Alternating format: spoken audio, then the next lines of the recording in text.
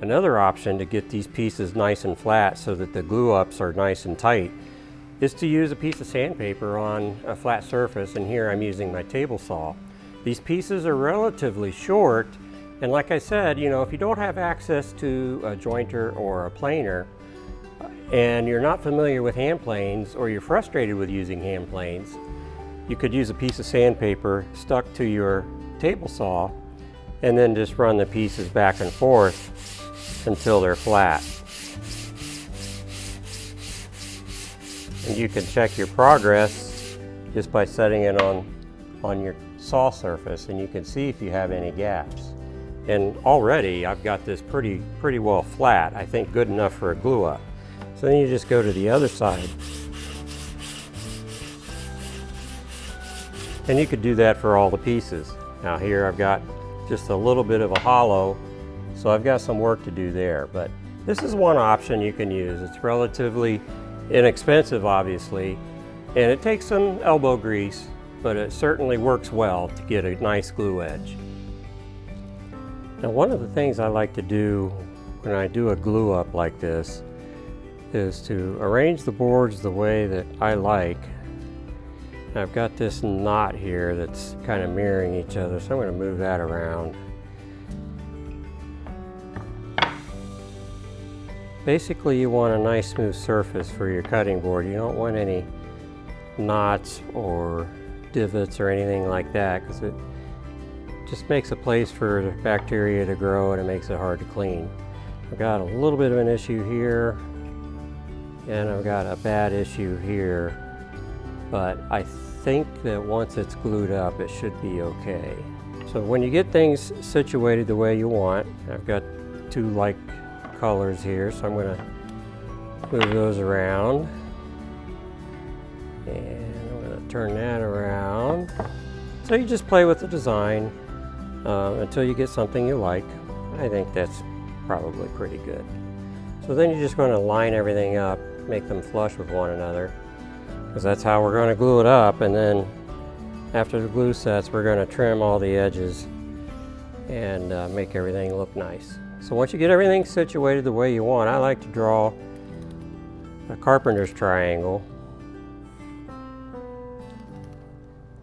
and that way you have an idea of how the boards go back together when it comes time to glue them up. So now I'm going to take each one and I'm going to try to flatten the edge where it's glued up to the next piece to create a nice tight joint line. I'm going to try that with my joiner plane. Now as I'm planing here, you can hear it skipping, which means it's taking off the high spots. And that's the advantage of a joiner plane where you've got a long sole. It rides over the tops of those bumps to help level them off. So really, you only need a plane that's longer than the workpiece you're on to be able to do a good job of joining. I could use this low angle plane because it's a little bit longer than the workpiece. The problem is, as the blade exits the workpiece down here, the tail end is off the workpiece.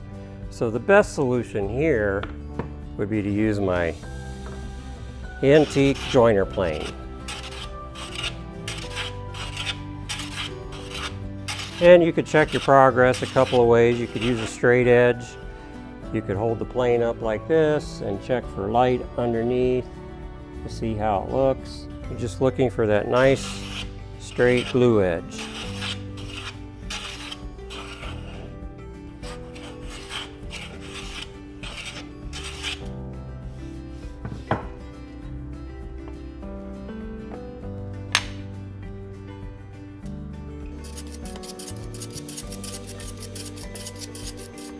You'll notice I'm planing across the grain here, which is why I'm getting these short shavings, but that's okay.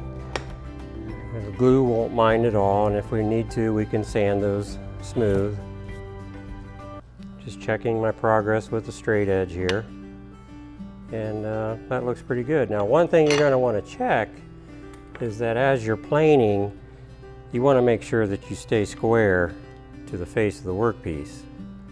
And in this case, I'm looking pretty good, so that should be good to go. Now, if you would like, and if it helps, you can mark the planed side with a piece so that when it comes time to orient your pieces back, you know what's been planed and what's not. So I'm just going to do that for every glue edge, and we'll see what happens. Sometimes when you're doing an edge glue up like this, you can't help but plane the edge at a little bit of an angle, which will lead to open joints like this. Because I'm touching at the bottom but not at the top, which means that one of these work pieces has been planed at a slight angle. Now to get around that and correct that, you take those two pieces, keep that joint in the middle, and then you open it up like a book and put those two pieces flush with one another in the bench vise and plane them both together. That way, if you do have a tendency to lean the plane one way or another, those angles will complement each other.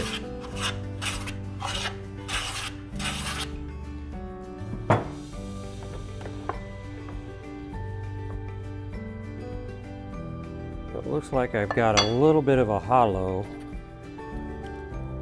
right here that might be causing the problem.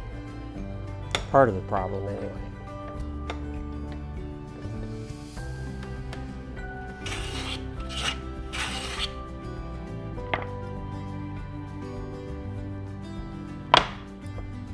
I think by the time we get clamps on that, everything will draw up tight. Still a little bit concerned about this guy here. I may just work on him a little more, see if I can tighten that up a little bit.